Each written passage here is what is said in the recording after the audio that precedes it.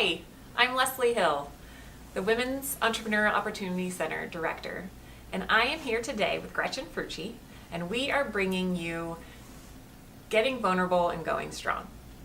Gretchen is going to walk us through today all about her business, how it started, and how it's morphing and where she wants it to go. So hang with us to find out some really cool information. Gretchen's fantastic.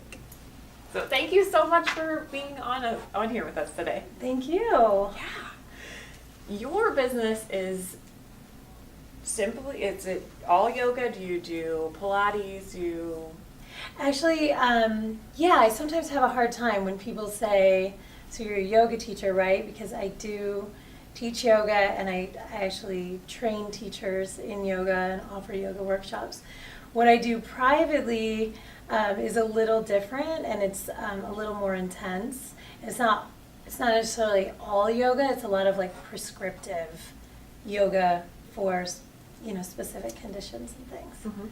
So what's kind of a prescriptive? Explain that a little bit. So if someone were to come in and they have some sort of physical injury that they're recovering from, especially like something spinal or like a muscle that has cramped down, sometimes organ issues, or even systemic illnesses or disease, like chronic pain, for instance, or I've had clients with MS, several clients with scoliosis, fertility problems. It can be something really specific, or like a breathing related disease.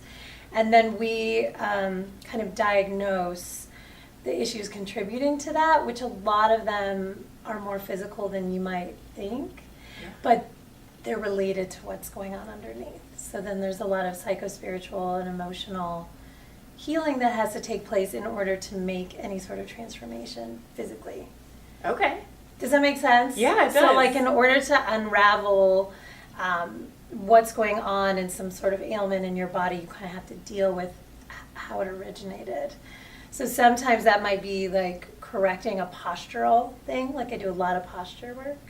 So you might not know that one ankle caves in, and that's the reason why the other foot goes out, and that's why you have, just move up the chain. Yeah.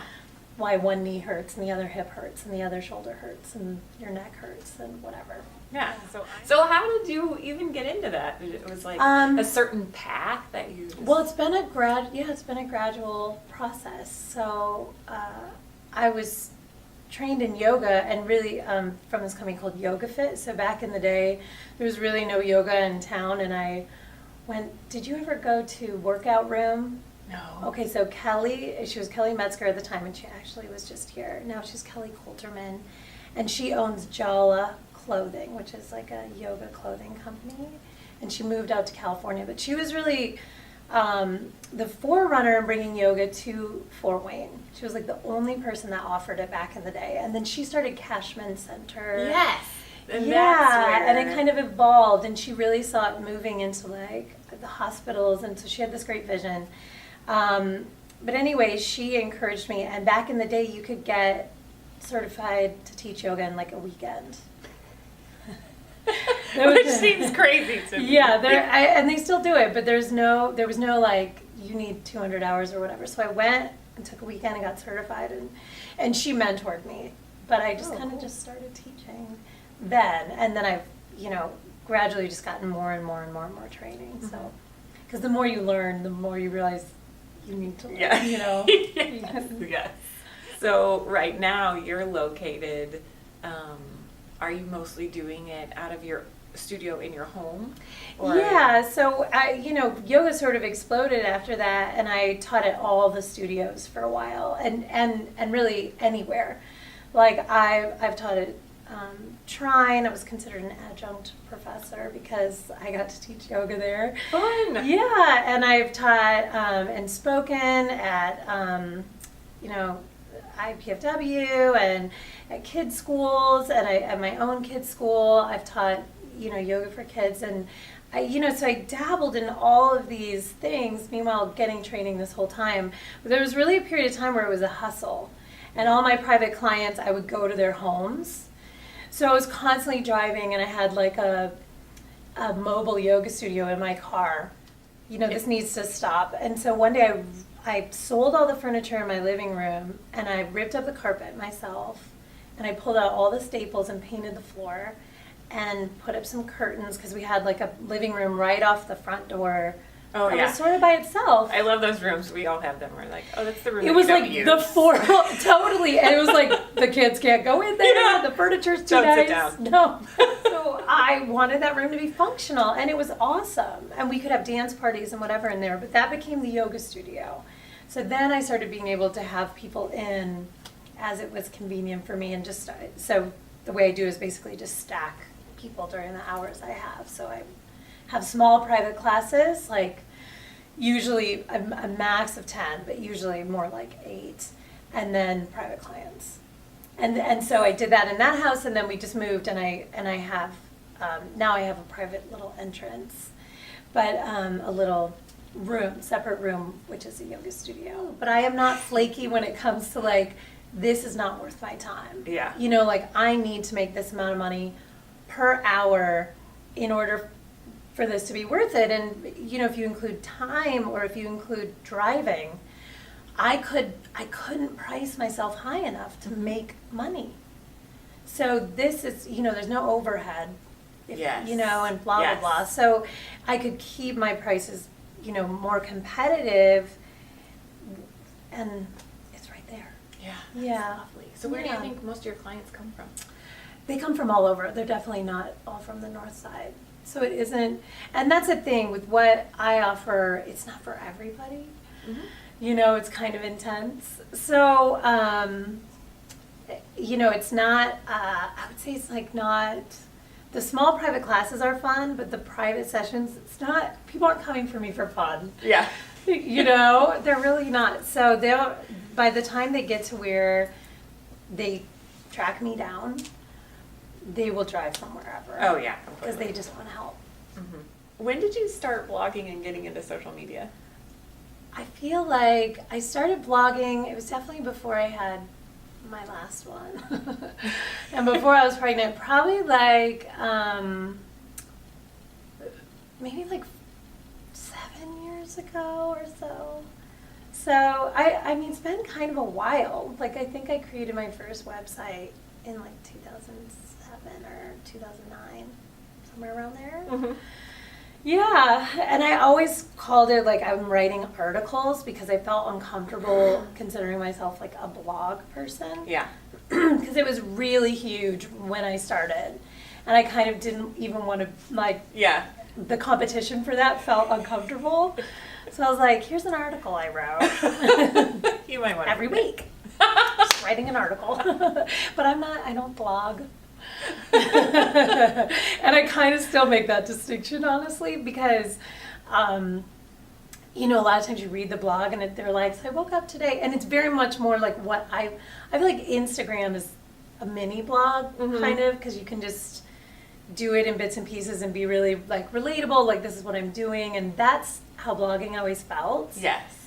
And what I was writing always felt like I'm going to take on this topic, and I would spend like a lot of time on it. Yeah. So usually right from the very beginning, I'm like, are you willing to accept that there is a layer of emotion involved in what's happening with your body? So Yeah. if they can at least accept that, then usually I can help them understand. And then there's a kind of a systematic way of physically releasing or through breath or through meditation or, chanting, and then, work. It feels like hoo-dee-doo, and like in yoga, they say our front body is our future, and we're like future focused, Oh, yeah. and then we all have forward head posture because we're all looking to our future, and our back body is our past, and everything we don't want to think about we throw over our shoulder, and it lands in our back body, and that creates that pain. And then the center is our present moment, which Yeah. is where we're trying to get, is to that middle ground. Yeah. You're not throwing things over your shoulder, and that's why, it makes sense if you think about it that way, because most people have tight hamstrings and tight back and tight shoulders and tight neck because they just don't want to deal with all that stuff. Yeah.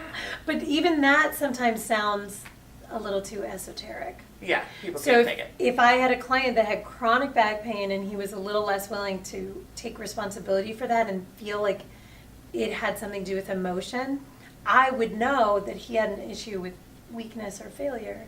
So then we'd really be generous and tender and really allow him to feel he'd probably have control tendencies. So I would help him. I don't want to say I would trick anybody, but there are certain ways to release in the body without them sort of having to be committed mentally. And then those shifts kind of snowball. Oh, cool. Yeah, so sometimes it's physical for a really long time, and I have a lot of information about that person until we get to a point where they're ready to hear even a drop of it. And sometimes, that might never happen. And to be honest, I really don't take those people. I can kind of tell. Yeah. Like, this is going to happen. I'm usually really honest, like, you're going to need more than 6 sessions. This are you in it for a year? Yeah. And if they're not, then they find somebody else, Yeah. I want it to work. Yes. So it's hard, and so where I want to go, I don't know. I mean, I have seen so many things for myself, and I just kind of just keep following what comes, kind of. And I would say, like, this fall, I had a definite idea, and some of it was perpetuated by what's going on. So not just social media, but like your website, and in my industry, and I would imagine with many, websites are becoming really interactive. So people are offering tons of online like curriculums and classes and courses and ongoing things or little downloadable things. And so I'm like, I have all of this on my computer already. I have all this written for workshops and articles and all these things. And I should start putting them on my website just to start generating some of this passive income. It's brilliant. I should have done this a million years ago, had the idea a million years ago, but it felt like work. Yes. So I'm like, it might have been too early. Yeah, and maybe. And I was just like, okay, I'm going to do it. And that was this fall. And then our very, very best friend got really sick and ended up dying like 77 days later. And so it was this period of time between Halloween and the second week of January where life shut down. And so everything that I had started this fall was on pause this whole time. And when I came back to it, after you kind of get through this horrific grieving process and the stress in your body and stuff, I'm like, it was kind of a gift to have that pause, because I'm like, I don't know that is what I want to do. Am I just doing that because that seems like where I should be going in what other people are doing, and because I have it? Yes. Like, it's there. Sure, I could make money on it, but like, is that even what I'm trying to say anymore? So I'm not sure. I think I'm really intentional about what I want to offer now, and I want to be really consistent with that message. So I don't know. People want that, I think. They would like to have some nuggets to be able to have, or videos or whatever. Yeah. Do you for your business, do you have like a separate bank account? How do you work with that? Yeah, I do. So everything I take in, I track, and then I have a separate business account for myself, separate checks and debit and all that stuff. But you decided not to do an LLC? Well, it wasn't I decided not to. It's kind of been this perpetual like putting off of it, just because I never knew what it was going to turn into. So I kept thinking like, I looked at real estate for like years, like 3 years. And even when I was pregnant with Bear, I was like, I'm going to find a building because I have this whole like wellness center in mind. And so I kept putting it off, thinking I would just wait because it's going to turn into something else. Yes. But really, it's just been what it is all along. I kept thinking I've got to turn this into something legit. And I really woke up one day and I was like, how much more legit can this get? I have like 16 private clients every single week, not including public classes. I was working like 37 hours a week. Yeah. I'm like, that's You're a like- business. I'm already doing it. I don't have to turn it into anything. So going through some more of that legal paperwork stuff has not happened yet. But it is on the list. It was on the list this fall, and it's postponed on the list to right now. But and you'd be like, I'll do this for you and you do this for me, which that works a little bit, and it was fine when I first started. And you actually quickly realize that if you want people to value what you do, then they need to value what you do, and they need to invest in themselves in that way.